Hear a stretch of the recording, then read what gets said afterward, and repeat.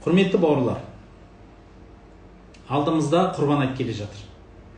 Құрбан айт жайлы айтылатын мәселе көп, жақында бір үлкен нәрсе талқыланып жатыр. Сол мәселенің біреуі, сөйтіп бір жалпы айта салайықшы, бір кісі шығып ой тастады. Осындай қиыншылық кездерде, түген жерде мал қырылып жатыр, пәлен жерде жылқы қырылды, халықтың шөбі жоқ, осындай жеуге асы жоқ, қан жұтып қиналып жүрген кезде, міне енді құрбан айт деп басты ауыртып құрбандық шалмай-ақ, осы жоғалтқанымыздың бәрі құрбандық болсын деп ниет қылып, еш нәрсе жасамайық деп ұсыныс жасапты. Былай қарасаңыз, қандай керемет елге жанашырлық, ай шіркін-ай.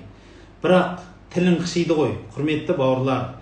Той тойлап атқан адамдарға неге тойыңды тойлама, балаңды үйлендірмей-ақ қой деп ұран тастамадыңыз? Қызы, немесе не деген үлкен мейрамдарымыз өтіп атыр қазірде, кешеде салюттар атылып атыр. Сол салютты атылмасын, соны атпай-ақ қойыңызшы деп неге үндеу тастамадыңыз? Немесе бюджеттен бөлініп атқан қаражаттарды азайтыңыз, мында кетіп атыр, анда кетіп атыр деп ішіне кіріп неге соны айтпадыңыз? Бәлки халық өзінің еркімен жасайтын садақасын, ол бюджетке ешқандай қатысы жоқ. Оның халық өзінің ниетінен, бұл тіпті діни ғана мейрам емес, бәлки халықтың дәстүріне кетіп қалған мейрам. Сол мейрамда садақа беру арқылы, құрбандық шалу арқылы, өзі ғана жемейді оны, жұртқа беріп, жағдайы төмен адамдарға, басқаларға беріп, ет үлестіріп, жақындық танытып, сондай бір керемет нәрселерді жасап атқан адамдардың қолынан ұстау, бұл әдемі ой деп ойламаймын.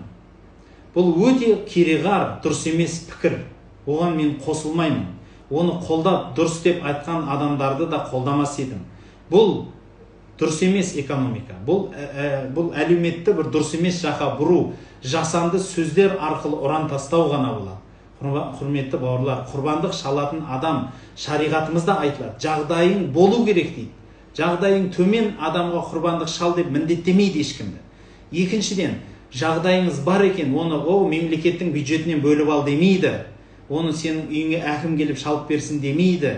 Өзіңнің қаражатыңнан артылдырып, шал және өзің кішкентай жеп, қалғанын халыққа үлестір дейді. Бұл деген сөз, бұл елге беру, халыққа үлестіру.